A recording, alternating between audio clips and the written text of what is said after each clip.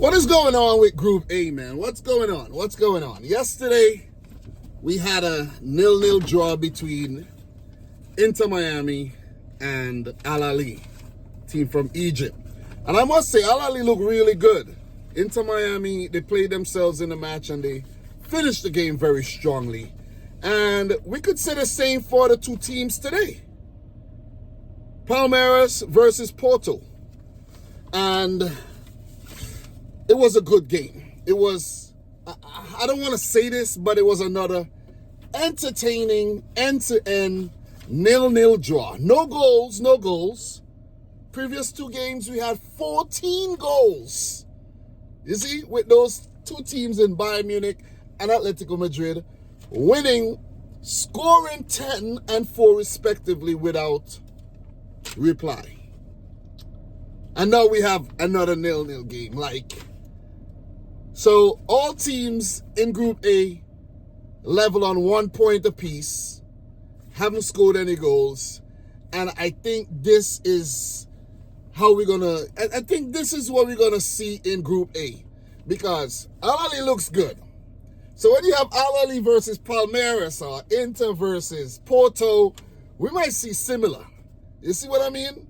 Because even though Porto might sound historically strong, and the fact that they won the Champions League before back in the days, 21 years ago, and they are one of the Portuguese giants, European powerhouses. I think these teams are going to give Porto a run for their money. Al Ahly, Inter, and we saw what Palmeiras did. This might be one of the most open groups. Let me move from here. People just pull in. I don't want to look like a creep, you know. But this might be one of the most open groups of the Club World Cup. Definitely. I know it's going to be a lot to cover because we have 8 groups. We have 32 teams. It's a lot, guys. It's a lot. You see what I mean? So for a guy like me, watching this tournament, not familiar with a lot of these teams, not familiar with a lot of the managers, not familiar with a lot of the players, it's a lot to digest. But you know what I just digested? A really good game of football. So, look, I wrote down some notes, but, you know, ain't really much to talk about, you know. The defenses put up a really good showing by keeping out the opposition, keeping a clean sheet. The goalkeepers were equal to the task every time they were put to the test. I think Weverton and Ramos. The attackers, they did their thing, you know, for Porto in, Gabriel, not Gabriel, but Vieira, you know. And there's a new player. I never seen this guy. You guys might say, oh, Dom, how you never seen this guy? Because I took a break from YouTube. I took a break from making videos and watching like the Champions League, like watching every single game. And I definitely missed the trick on some of these players, especially some of these players from Porto. So the Porto player I'm talking about is Mora. Nice. Fabio Vieira I know from Arsenal, and Samu Omora Dion. I'm not too familiar with him, but I heard, you know, he's hot. And even though he didn't really have a lot of chances to score, he made his presence felt. But Estevao, Chelsea picked up the 17-year-old Brazilian, and he looks like the real deal. One to watch for sure. We had the former West Ham man, former Lazio man, Felipe Anderson. It was nice seeing him. We had Vitor Roque, who went to Barcelona. And it was a really good game. It was a really good game. You know, as a neutral watching this, I was entertained, you know. I'm watching the game, I'm listening to the game when I'm stepping out, because I'm driving, I'm multitasking right now. But I'm following the Club World Cup very, very closely.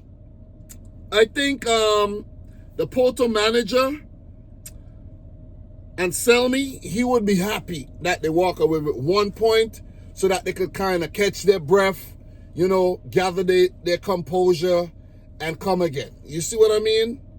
But for Abel Ferreira and Palmeiras, they would feel like they should have won this game because they look the fresher team, more enthusiastic.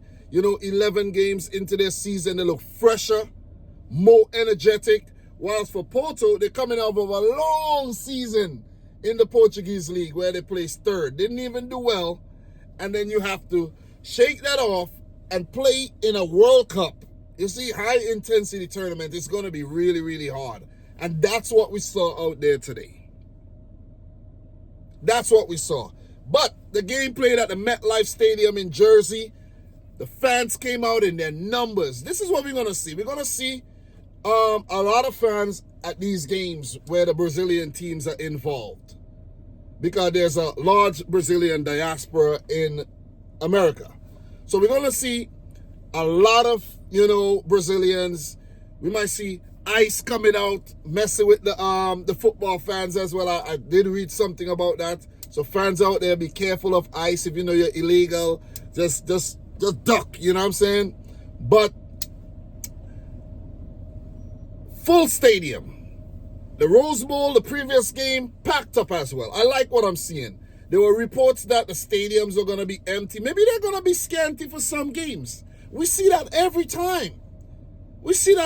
There's some games at the World Cup where two teams, you know what I mean, two of the lesser known teams are playing. The crowd is small.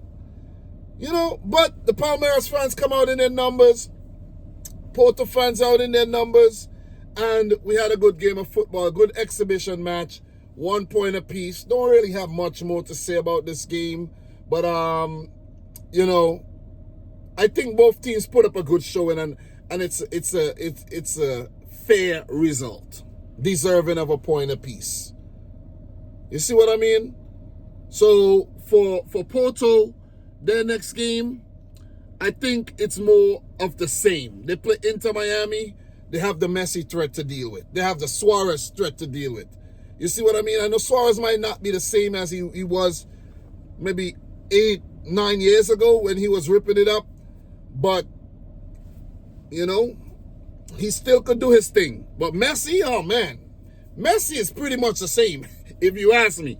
So they have Messi and Inter to deal with. And for Palmeiras, they will come up against Al Ahly.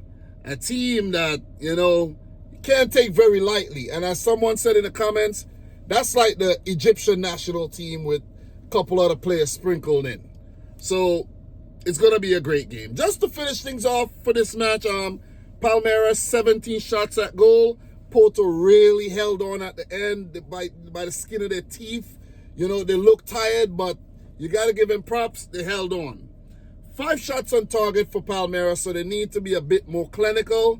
As for Porto, 11 shots, 3 on target. They had some open headers to put the ball in the back of the net. Failed to do so. They got a lot to work on as well.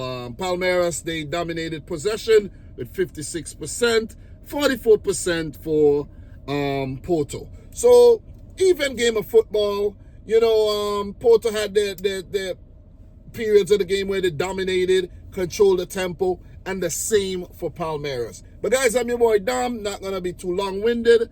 There's another game coming up between Botafogo and Seattle Sounders. That's at 10. So I have a 2-hour break to catch up with some editing and things like that. And, I have a lot of things to do. I'm a busy man. I have a job. When I get off, I drive this van. You know what I mean? I'm hustling out here, doing some deliveries. I'm being honest with you guys. I'm letting you guys know exactly what I'm doing. And I'm doing this YouTube thing. So I'm busy. Today's Father's Day. So happy Father's Day to everybody out there. And I forgot to say that earlier, but happy Father's Day to everybody out there.